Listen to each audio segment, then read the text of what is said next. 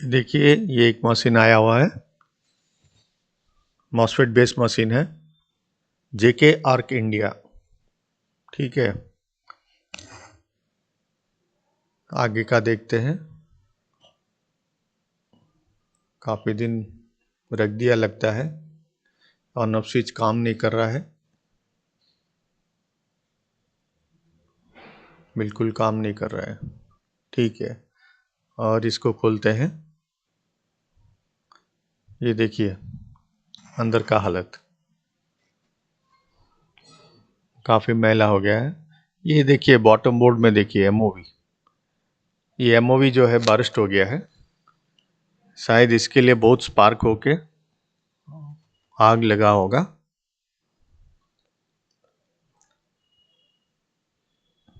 अंदर बहुत सब जगह बहुत धूल वूल गिरा हुआ है, इसको साफ करना पड़ेगा ब्लोअर से, उसके बाद काम चालू करेंगे।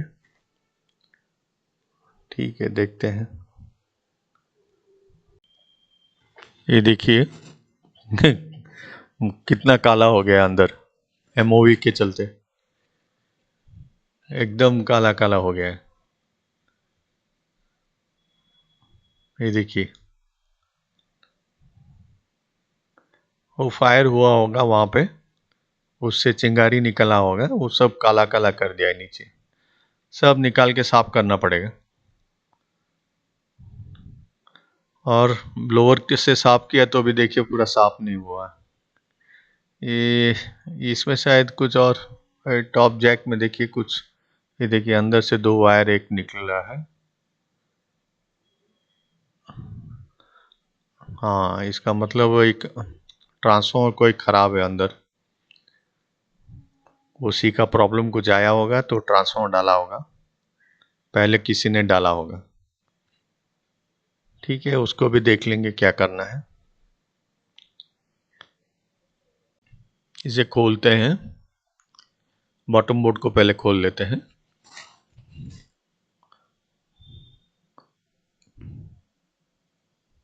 प्रोसीजर तो पहले भी दिखाया हुआ है बॉटम बोर्ड खोलने का।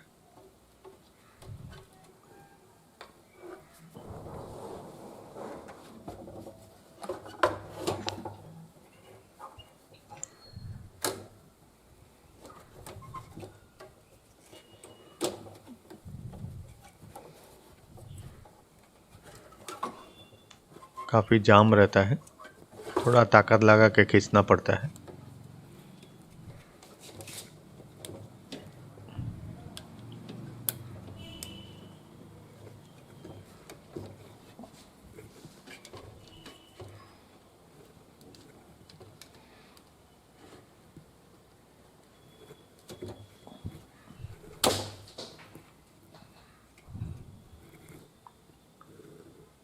ये ब्रिज डायोड्स के जो जैक है निकाल रहे हैं, दो दो जैक है और एक तो भी जैक है, इसको भी निकाल देते हैं।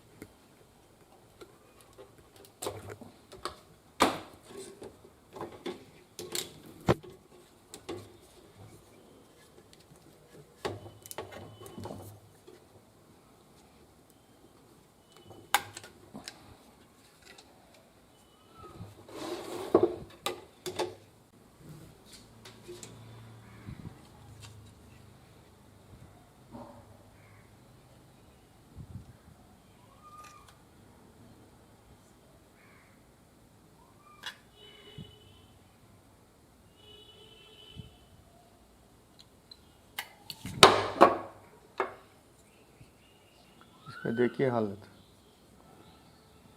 ये 431K है, 31K दिख रहा है, बाकी सबमिट किया है।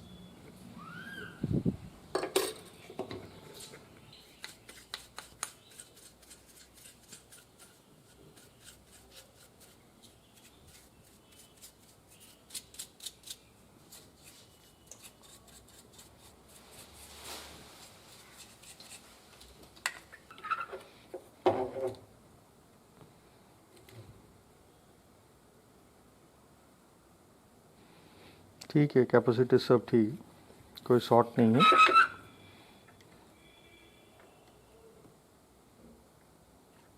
ब्रिज डायोड देख लेते हैं।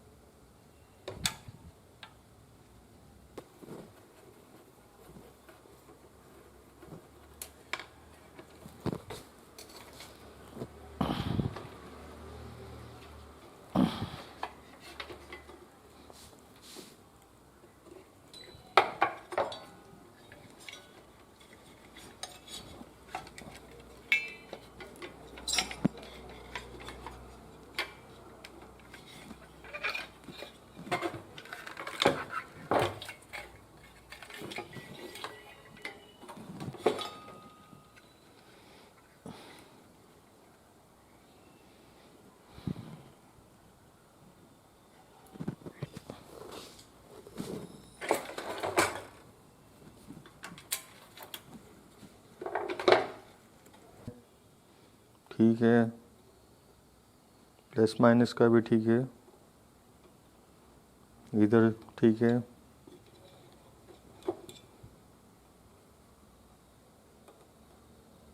ठीक है, ठीक है, ठीक है, ठीक है, ठीक है, ठीक है, ब्रिज दोनों ठीक है। बॉटम कार्ड को क्लीन करके फिर फिटिंग करेंगे, सब साफ सुफ करके।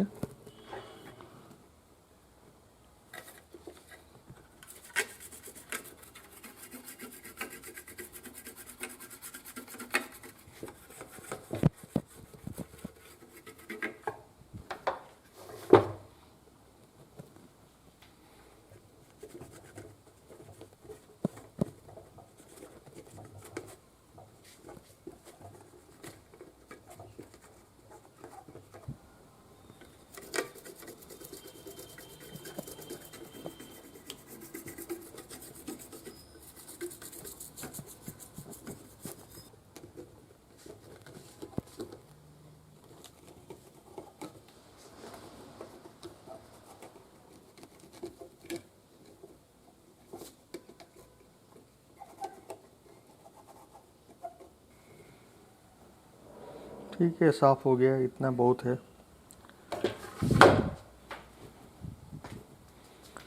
अब इसमें से ये एक वाइंडिंग जो है उसने कर्टेल कर दिया है। कौन सा वाइंडिंग है?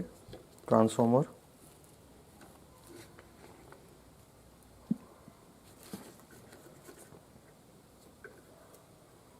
ये बीच वाला ट्रांसफार्मर, इसको ट्रांसफार्मर को खोलते हैं, बाहर निकाल लेते हैं। जैसे कि है कि लीड थोड़ा डालना पड़ता है सामने से।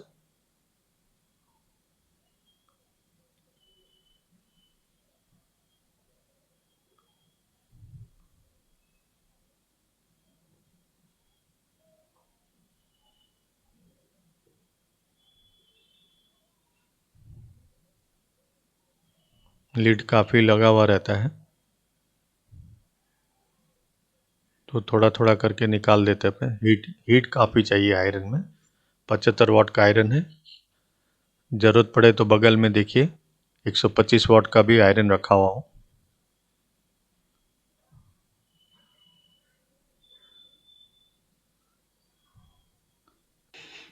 तो देखिए, आप कोई भी प्रोसीजर से निकालिए, आप डिसोल्डर पंप भी यूज़ कर सकते हैं।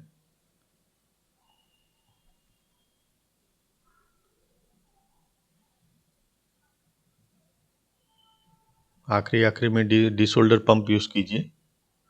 शुरू में तो लीड इतना रहता है कि डिसोल्ड पंप के अंदर घुस जाता है। आप देखिए, ऐसे करके ही निकाल दीजिए।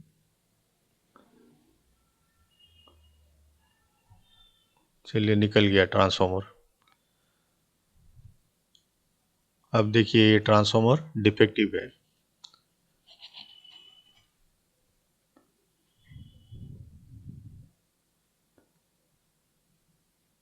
दो ट्रांसफार्मर से भी चलता है मशीन। ज़्यादा फर्क हम लोगों को तो नहीं पता चलता है, लेकिन जो वेल्डिंग करते हैं रेगुलर, उनको लगता होगा थोड़ा एम्पियरेज नहीं मिलता है। तो कस्टमर दो ट्रांसफार्मर से चला रहा था इतना दिन से।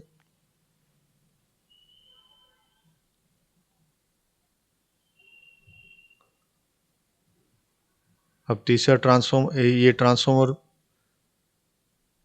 मिलेगा मार्केट में तो लगा लेंगे। कस्टमर का हल्का वेल्डिंग रहता है, इसलिए वो ज़्यादा इंटरेस्ट नहीं है। तो देखते हैं, फिट कर लेते हैं, फिर दोबारा देखते हैं उसका क्या कर सकते हैं। इसको फिट कर देते हैं। ट्रांसफार्मर निकाल दिए हैं। कस्टमर अब राजी। ये देखिए ट्रांसफार्मर दोबारा एक लगा, फिर से खोलना पड़ेगा। ये ट्रांसफार्मर लगा देने को अब कस्टमर राजी हो गया है। ठीक है, फिट कर देते हैं। नंबर नोट कर लीजिए, 42x15 है, उस साइज होता है।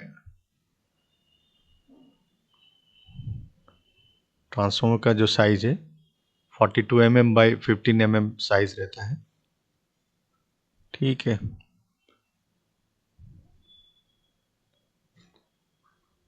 ये देखिए नया ट्रांसफार्मर है। 7 पिन दोनों साइड 7-7 पिन रहता है, और प्राइमरी जो है ऊपर से रहता है अलग से।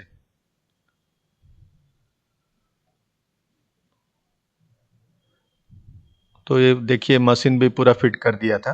ऑन करके देखिए, ओसी नहीं है, चालू है अभी। वेल्डिंग भी हो रहा है, कोई फर्क हमको तो नहीं पड़ रहा है। ऐसा है कि 200 एम्पेयर का अगर मशीन है तो 3 भाग कर लीजिए तो 70 एम्पेयर सोचिए कम हो जाता है। वही फर्क है। वोल्टेज भी देखिए वही है, 75 वोल्ट आता है, 74 75 कुछ आता है। ठीक है, अब ये मशीन को बंद करके ये ट्रांसफार्मर पहले पुराना लगा के हम आपको दिखाएंगे कि ओसी कैसे दिखाता है। उसके बाद नया को फिट करके क्रॉस चेक कर लेंगे। ठीक है, तो आप देखते रहिए। ये देखिए, मैंने जैक भी निकाल दिया था और उसको डायरेक्ट सोल्डरिंग कर दिया था, क्योंकि जैक बहुत लूज हो गया था। करीब काम कंप्लीट करके फिट कर लिया था। तो कस्टमर ने फिर ट्रांसफार्मर जोड़ने के लिए रिक्वेस्ट किया फिर से। तो ये देखिए, ये रेड के 2 वायर है, एक वायर लगाना पड़ेगा, और ब्लैक के 2 वायर है। ये ब्लैक बीच का और रेड ये बीच का। ये दोनों में हम लोग पुराना पहले लगा के हम आपको दिखाते हैं ओसी कैसे आता है।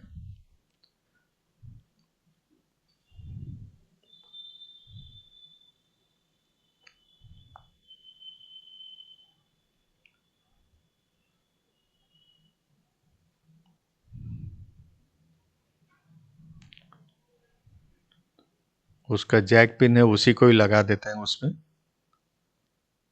फिट कर देते हैं।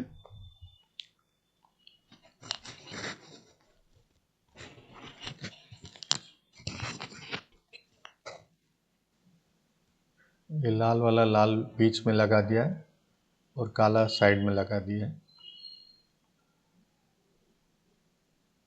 और ट्रांसफार्मर को बाहर ऐसे रख के ऑन करके देखते हैं। कुछ ऐसे रख दीजिए ताकि शॉर्ट वॉट ना हो कहीं। आपको नज़दीक से दिखा रहा हूँ, थोड़ा कोशिश करता है।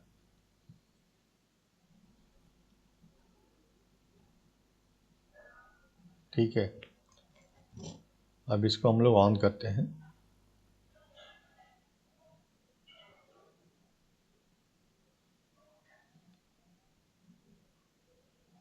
ये देखिए उसी ऑन हो गया है, मतलब ट्रांसफॉर्मर प्रॉब्लम है, ट्रांसफॉर्मर लोड ज़्यादा ले रहा है। कुछ वाइंडिंग्स प्राइमरी में शॉर्ट हो जाने से भी लोड लेता है, तो ये ओवर करंट देता है। वोल्टेज देखिए 0.187 है, तो नई के बराबर है। ठीक है, इसको बंद कर देते हैं। बंद ऑफ होने में काफ़ी टाइम लगता है, कैपेसिटर डिस्चार्ज होने में टाइम लगता है। खैर निकाल सकते हैं ट्रांसफॉर्मर हम लोग, पुराना निकाल के अब नया को जोड़ के लगाते हैं।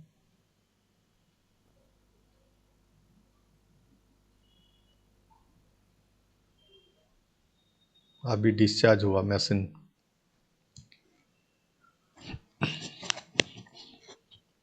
अभी देखिए, अभी फिर चालू किया, ओके हो गया। 2 ट्रांसफॉर्मर से भी चल जाता है आराम से मशीन। इमरजेंसी में आप चालू करके भी दे सकते हैं।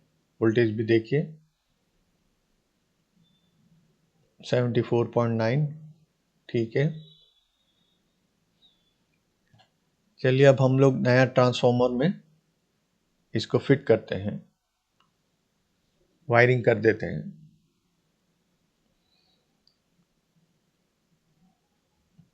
इसको नया ट्रांसफॉर्मर वाइंडिंग कर देते हैं, वायरिंग कर देते हैं।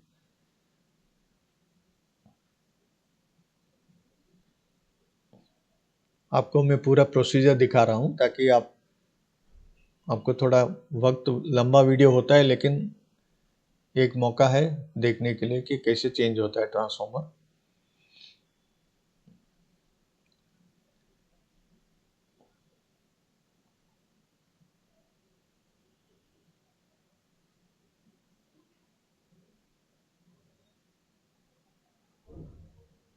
श्रिंक फिल्म लगा रहता है, श्रिंक ट्यूब लगा रहता है जो हीट से पकड़ लेता है।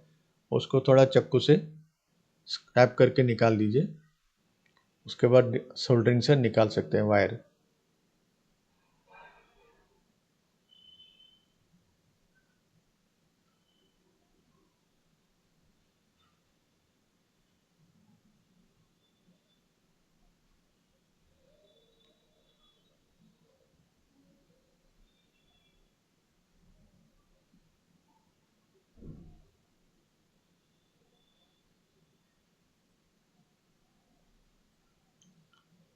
पोलैरिटी ध्यान रहे, कहाँ इनपुट है वैसा है, वही कलर का वायर वहाँ पर लगाइए। रॉन्ग पोलैरिटी मत दीजिए।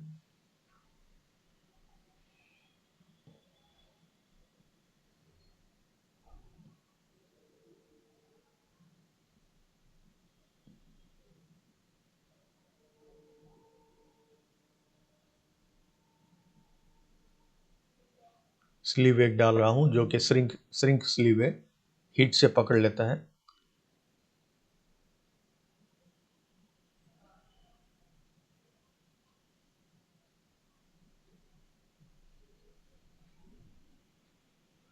शोल्डर बरोबर कीजिए। थोड़ा ठीक नहीं लग रहा है तो उसको फिर से और लीड लगाइए। पीछे साइड से भी ठीक से नहीं लगा है तो उसको ठीक से फिर से लगाइए। कॉम्प्रोमाइज़ मत कीजिए थोड़ा काम में।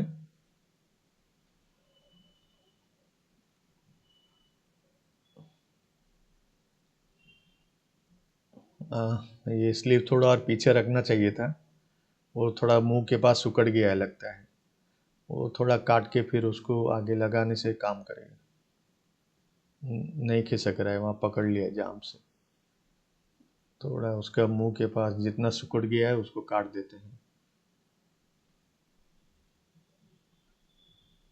हाँ, अब वो स्लीव चला जाएगा अंदर।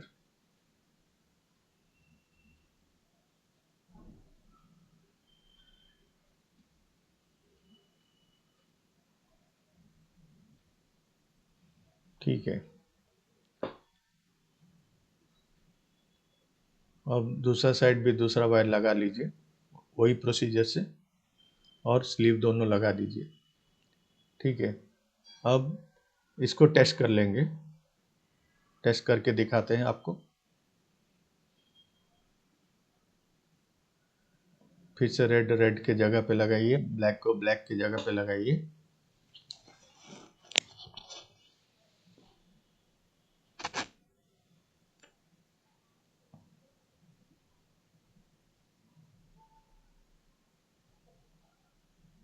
ऑन करके देख लेते हैं।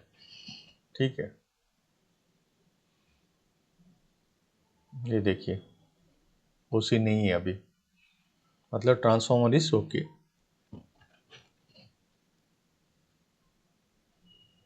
वोल्टेज तो सिर्फ क्रॉस चेक करने के लिए दिखा रहा हूँ। 74.1 जो भी है वोल्टेजेस आ गया है। अभी हम लोग इसको फिट कर देंगे, ऑफ करके। अब दोबारा सब खोल के फिर से फिटिंग करना पड़ेगा। हल्का हीट है कि नहीं देख लीजिए, थोड़ा हीट हो रहा है। हीट हो रहा है मतलब ट्रांसफॉर्मर काम कर रहा है।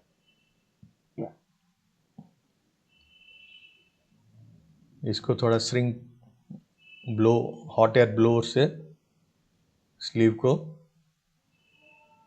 श्रिंक कर दीजिए। ठीक है, आप आयरन से भी कर सकते हैं। और उसके ऊपर काला वाला जो स्लीव है उसको भी चढ़ा दीजिए अंदर तक।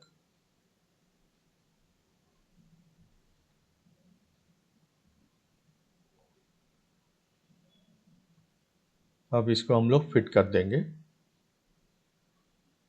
पूरा मशीन खोल दिया था इससे पहले।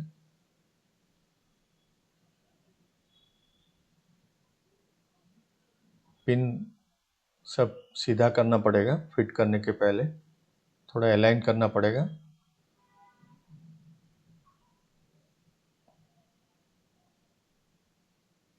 ध्यान रहे ज़्यादा प्रेशर ना लगाए कहीं भी।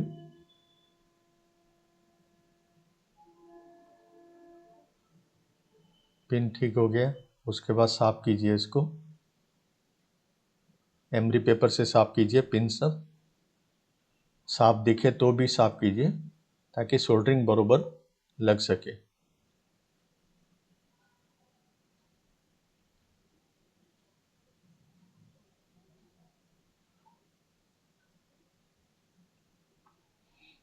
थोड़ा वक्त लगता है लेकिन क्लीन होने के बाद आयरन से इजीली सोल्डर लग जाता है।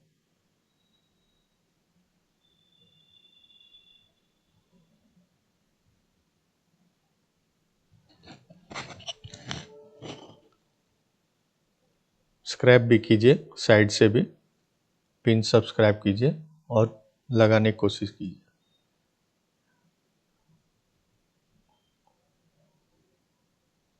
थोड़ा मशक्कत करना पड़ता है लेकिन आराम से बैठ जाता है। 7 पिन इधर है, 7 पिन उधर है। एक साइड पहले बिठा दीजिए, फिर दूसरे साइड पे जो जो पिन नहीं बैठता है उसको स्क्रू ड्राइवर से खींच दीजिए और अपने जगह पे बिठाने की कोशिश कीजिए। ये प्रोसीजर मैं इसलिए सब दिखा रहा हूँ ताकि कुछ स्टूडेंट्स या जो भी नए जो सीखने वाले हैं उनको भी देखने से थोड़ा उनको कॉन्फिडेंस आए काम करने में। लेवल देख लीजिए, ठीक है, नहीं तो कुछ अटकता होगा नीचे, क्रॉस चेक करना पड़ता है। अब शोल्डर कर दीजिए। पतला लीड रहता है इसलिए डबल कर रहा हूँ मैं ताकि लीड ज़्यादा दे सकूँ।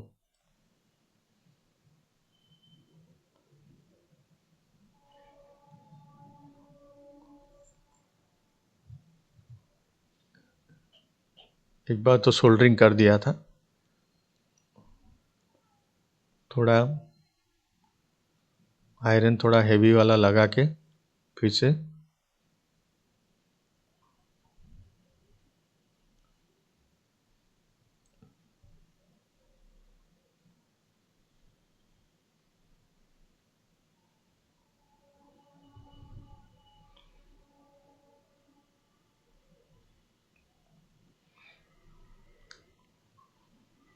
सोल्डर करते वक्त अगल बगल के भी कंपोनेंट्स क्या क्या है लूज अगर दिखता है तो उसको फिर से सोल्डर कीजिए।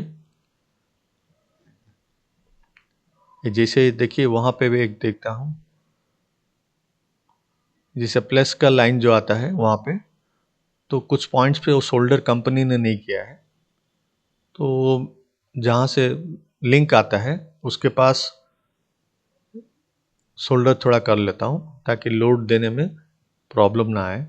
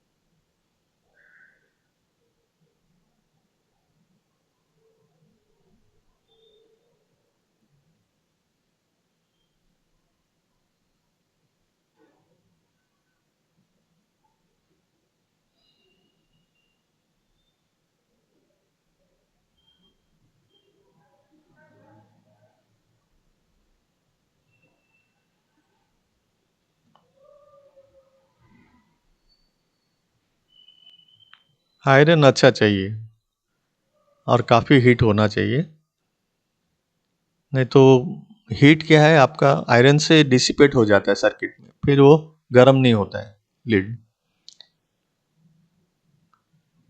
30 वाट से तो होने का चांस ही नहीं है इसमें, और कहीं कहीं भी दिखता है आपको ड्राई जैसा तो वहाँ पे थोड़ा लीड लगा दीजिए। एक बार विजुअल इंस्पेक्ट कर लीजिए और कहीं कहीं रह गया है।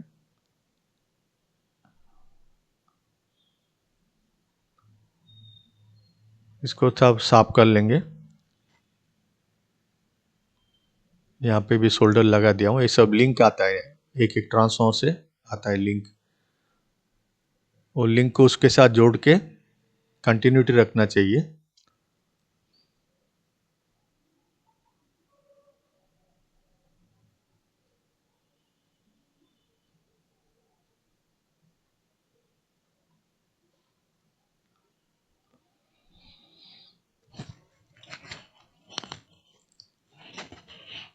साफ सुफ कर लिए, अब इसको कंप्लीट है अभी।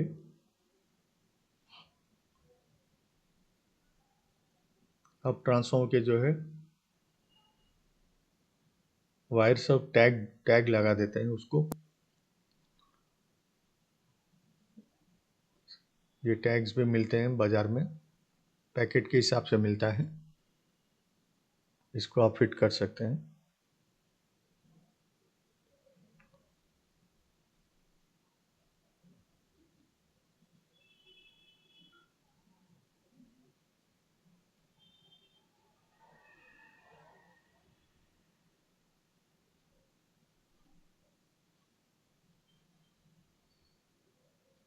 एक्स्ट्रा जो है उसको काट दीजिए। अब इसको फिटिंग करने का कीजिए। वो थोड़ा पेस्ट लगा रहा हूँ क्योंकि वहाँ जो ऊपर का जो बॉबिन है थोड़ा हिल रहा था, तो रेसिबॉन्ड का जो पेस्ट आता है, गम आता है, उसको लगा देता हूँ।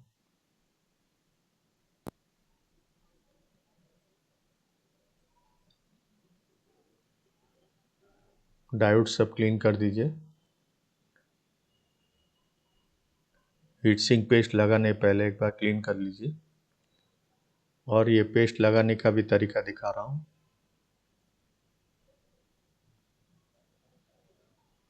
दो दो डॉट खाली दीजिए, वो जैसे टाइट होता है अपने आप अपना स्प्रेड हो जाता है अंदर।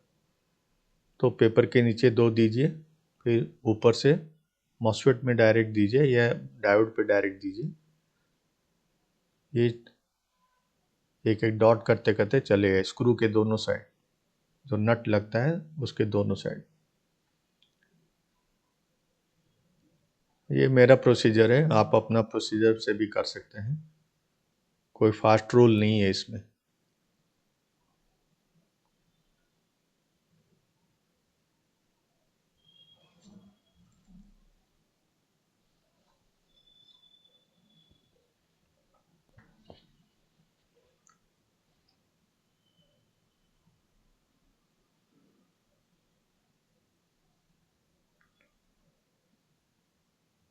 ये सब प्रोसीजर मैं दिखा रहा हूँ।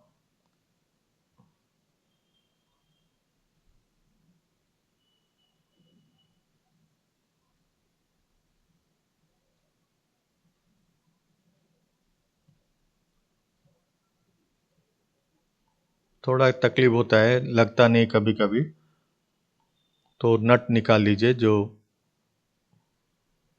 हीटसिंक में पकड़ा रहता है, उसको बाद में भी लगा सकते हैं।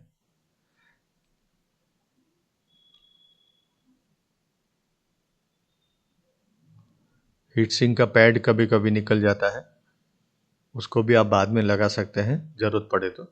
कोई फास्ट रूल नहीं है उसको पहले लगाइए, आप बाद में भी लगा सकते हैं। नट कस दीजिए, 4 ठो रहता है नट, स्क्रू रहता है, सॉरी स्क्रू, 4 ठो स्क्रू टाइप रहता है छोटा, उसको कस दीजिए बरोबर।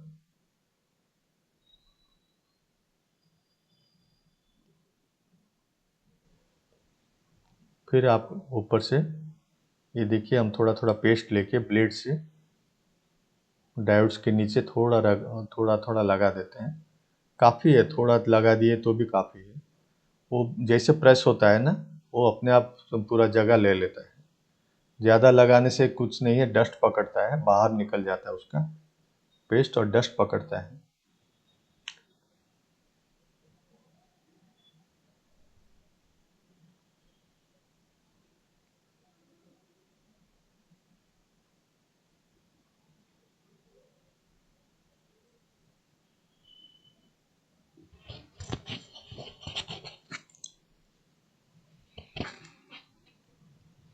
ठीक है, यही प्रोसीजर है मेरा, आप अपना प्रोसीजर से भी कर सकते हैं। और कस दीजिए, तीनों स्क्रू कस के फाइनल कीजिए उसको, दोनों साइड। दूसरा साइड भी वही प्रोसीजर है, स्क्रू से कस दीजिए।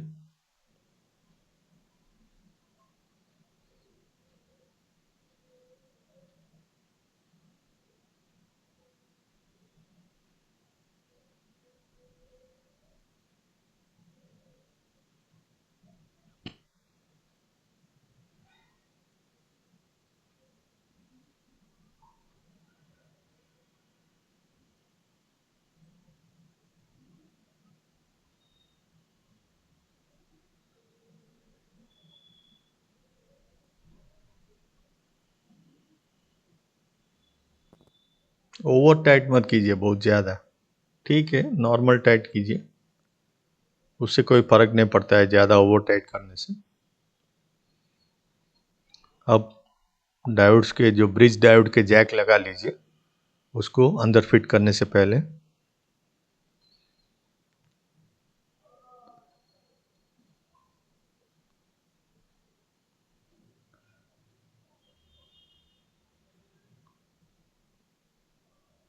बाकी सब प्रोसीजर आप देखिए और समझिए।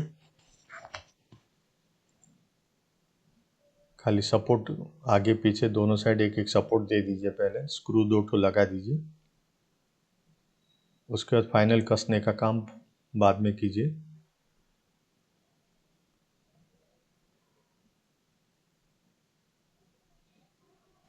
ये नट बहुत मेन है, इसको तो टेम्परेरी अभी कस दीजिए ऐसा, फाइनल देके दोनों पाना से आप कसने का भूलना नहीं चाहिए, नहीं तो काला काला हो जाएगा वहाँ पे।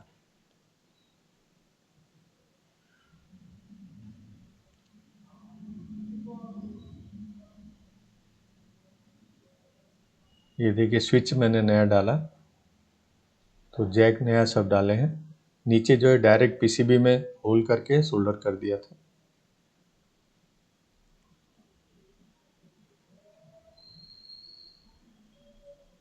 ठीक वही तरीका से मॉसफेट भी फिट किया दीजिए, प्लेट फाइनल हो गया है। टॉप प्लेट का सब मॉसफेट्स को जोड़ दीजिए।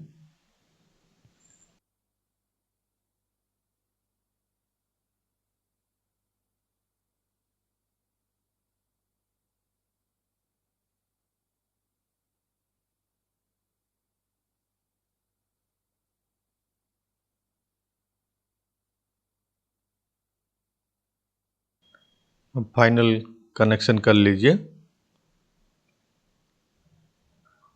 सब जैक के वायर सब लगा लीजिए। जैक तो निकाल दिया था मैंने, और वहाँ भी एक टैग लगा दीजिए।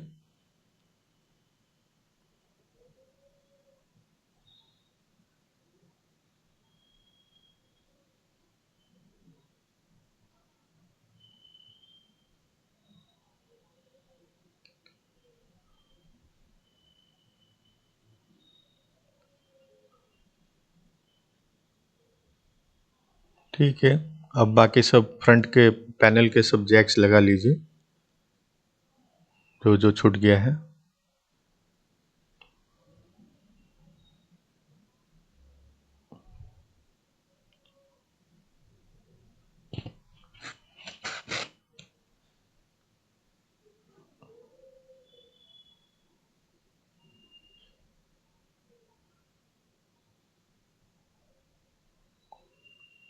ठीक से प्रेस करके कंफर्म कर लीजिए, नहीं तो दबा हुआ नहीं रहता है, ध्यान रहे।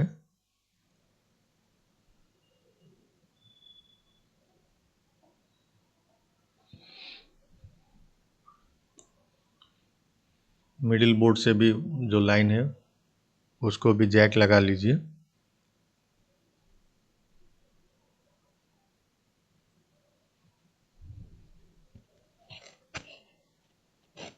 और कुछ छूट गया है देख लीजिए। मेन पावर लाइन एक रह गया है शायद, हाँ, उसको भी लगा दीजिए।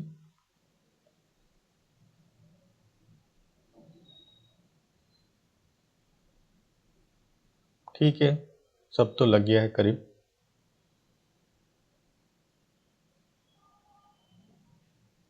ऑन कीजिए,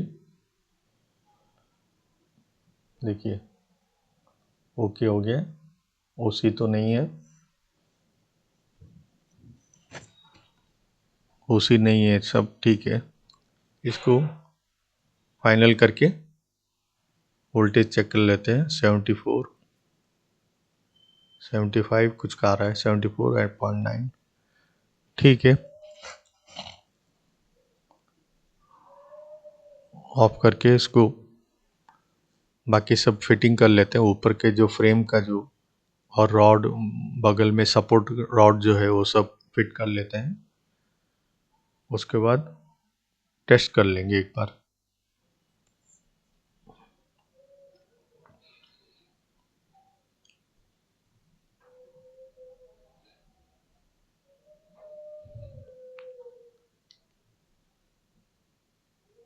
ये गोंद इसलिए लगाते हैं कि वाइब्रेशन में जैक लूज होने से वो उसका एक इफेक्ट अलग रहता है, इसलिए जैक गोंद लगा दिए तो वो जैक्स लूज नहीं होते हैं जल्दी।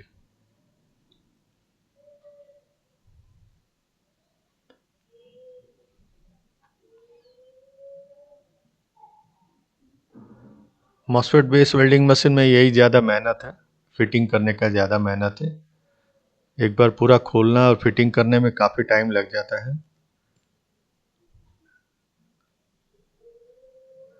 ये मशीन को तो 2 बार खोलना पड़ा ट्रांसफॉर्मर के लिए, और एक बार दोबारा खोलना पड़ा। ठीक है, अब हो गया है फाइनल।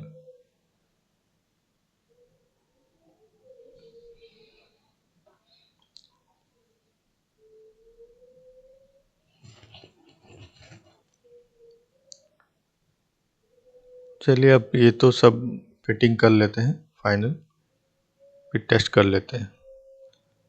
चलिए टेस्ट करते हैं।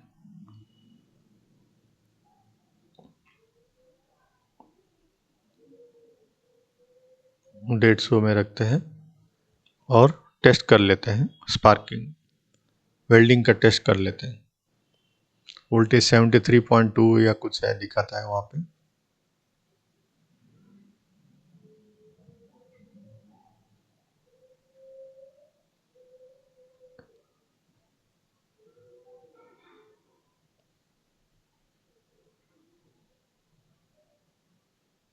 ये देखिए 20 तक चला जाता है वोल्टेज, फिर 30 तक आता है, मतलब ठीक है।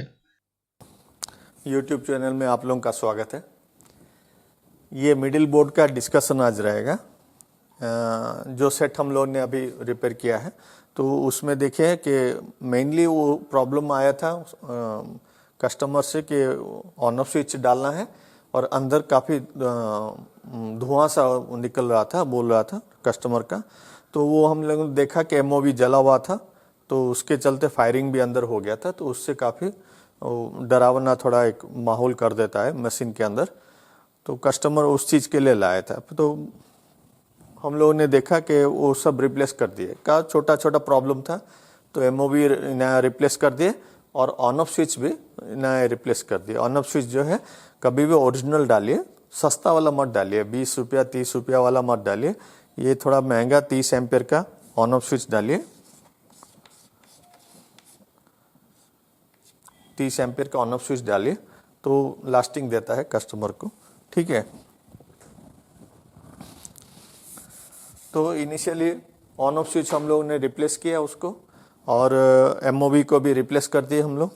और फिर हम लोगों ने देखा, जैसे सेट में आप लोग देखा कि ये लाइन, एक जो 3 लाइन आता है, ये रहता है ब्लैक और ये रेड। रेड का 3 वायर और ब्लैक का 3 वायर, 6 वायर रहता है।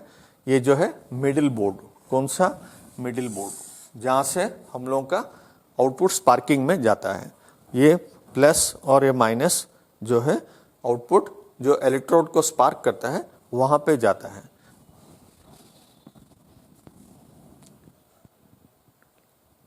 ठीक है, तो ये प्लस और माइनस आउटपुट पे जाता है स्पार्किंग के लिए। ठीक है, अभी क्या हम लोगों ने देखा कि ओसी का हमने प्रॉब्लम आपको दिखाया है। तो ओसी का प्रॉब्लम में मिडिल बोर्ड में सिर्फ 2 ही इश्यू के चलते हो सकता है, ओनली 2 प्रॉब्लम। एक रहता है ट्रांसफॉर्मर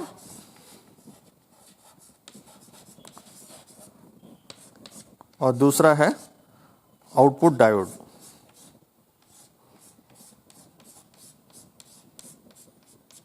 ठीक है, ये 2 कारण के चलते आपका ओसी आ सकता है। अभी देखिए, ये जो जैक जो आता है टॉप बोर्ड से आता है। टॉप बोर्ड से 6 वायर आता है, ब्लैक और रेड करके 3 ये कोई माइनस या प्लस ऐसे कुछ नहीं रहता है। ये जैसे सिग्नल का वायर है तो अलग अलग ये रिटर्न लाइन दिया है तो ये ब्लैक दिया है, और ये मेन लाइन दिया है तो रेड में दिया है, फर्क वही है। तो ऐसा ट्रांसफॉर्मर ये हमने दिखाया, ये हम लोगों ने रिप्लेस किया है। ये ट्रांसफॉर्मर जो है, ये आउटपुट 3 तो ट्रांसफॉर्मर रहता है टोटल, तो उसमें हम खाली एक ही दिखा रहे हैं। तो एक में जैसा ये एक गया और ब्लैक में से एक गया और रेड में से एक गया कपलिंग। तो ये प्राइमरी जो है ऊपर में रहता है, ऊपर से जो हम लोगों ने कनेक्शन किया वायर वो ऊपर से रहता है। आउटपुट जो है सेकेंडरी में, ये सेकेंडरी में नीचे 7 पिन रहता है। ये देखिए, 1 pin, 2 pin, 3 pin, 4 pin, 5 pin, 6 pin और 7 पिन, टोटल 7 पिन रहता है वन साइड में और एक 7 पिन रहता है दूसरा साइड में। मतलब ट्रांसफॉर्मर के नीचे जो बॉबिन रहता है, इधर 7 पिन रहता है, उधर 7 पिन रहता है। तो वन साइड का हम दिखा रहे हैं 7 पिन। ये 7 पिन का कनेक्शन देखिए यहाँ पे बोर्ड पे दिखा रहा हूँ। तो बोर्ड पे आप देखिएगा तो समझ जाएगा ये कैसा रहता है। ये 2 पिन ये रहता है, तो ये मिडिल में जो 3 पिन जो है ये कॉमन रहता है। ठीक है, तो वहाँ से एक वाइंडिंग यहाँ जाता है, यहाँ से भी एक वाइंडिंग यहाँ जाता है। तो कोई सिंगल तार का नहीं रहता है, एक बंच ऑफ वाइंडिंग रह के उसको लेके टर्न्स यहाँ देते हैं और टर्न्स यहाँ पे देते हैं। आपने देखा होगा कि ऊपर से भी 2 वायर आता है, तो ये ऊपर से समझ लीजिए आ रहा है और ये नीचे से जो वाइंडिंग है। ठीक है, तो 7 पिन ऐसे दिया है। ये कॉमन जो रिटर्न माइनस में चला गया इलेक्ट्रोड को,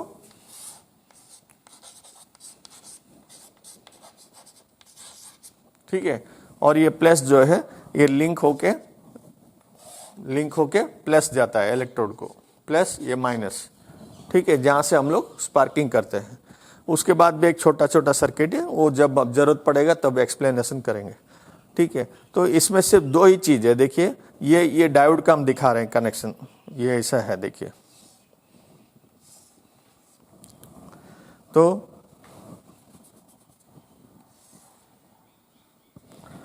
तो ये बीच का जो है यहाँ से AC लाइन, ये दोनों AC जो है वो रेक्टिफायर होके प्लस में जाता है, और वही चीज़ से भी फिर मतलब डबल डायोड लगा है, ठीक है।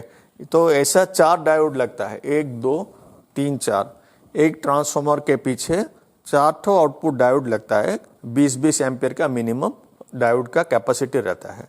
तो डायोड जो है 3 लेग का रहता है।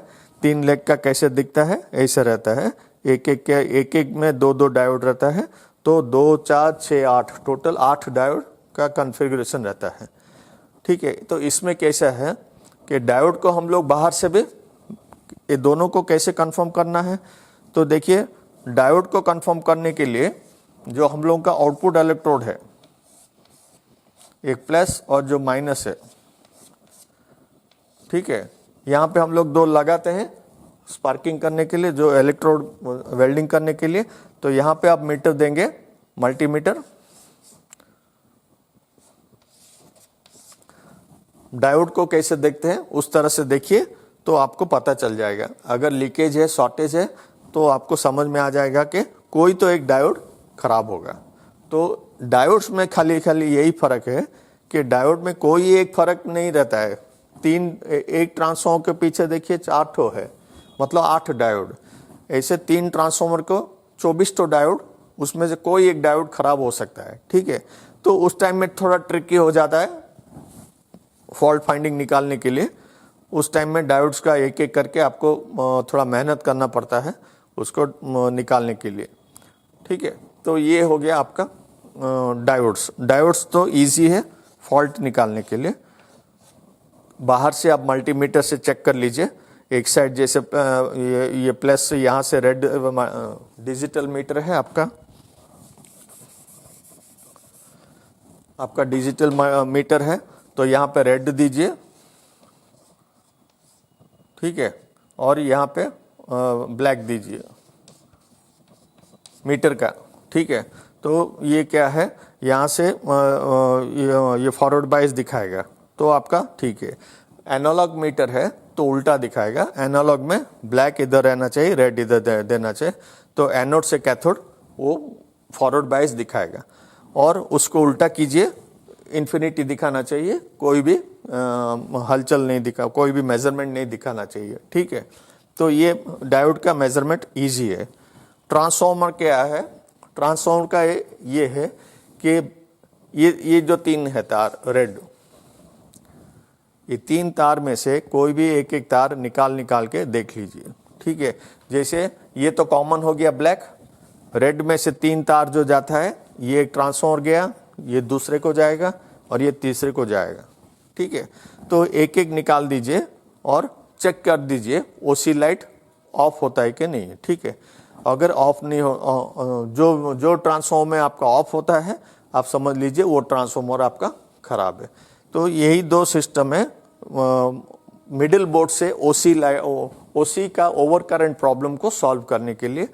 मिडिल बोर्ड में सिर्फ ये 2 चीज में से ही कोई भी एक चीज खराब हो सकता है। ज़्यादातर ट्रांसफार्मर खराब होता है, आउटपुट डायोड भी जाता है, बहुत रेयर जाता है, लेकिन ट्रांसफार्मर ज़्यादा खराब होता है। नॉर्मली हीट भी रहता है, तो आपने देखा कि हमने ट्रांसफार्मर भी कैसे टेस्टिंग किए हैं, बाहर रख के भी हम टेस्ट कर सकते हैं, और हल्का थोड़ा हीट होता है, मतलब ट्रांसफार्मर भी काम ठीक कर रहा है, ठीक है, हो गया। बस यही है। बाकी इसके बाद और एक ओसी का एक रहेगा जो कि टॉप बोर्ड के साथ लिंक है, वो वीडियो डालने के बाद उसका भी एक ऐसा ब्लॉक दिखाऊंगा। उसके बाद सर्किट वाइज धीरे धीरे हम लोग कंप्लीट करेंगे। Thank you.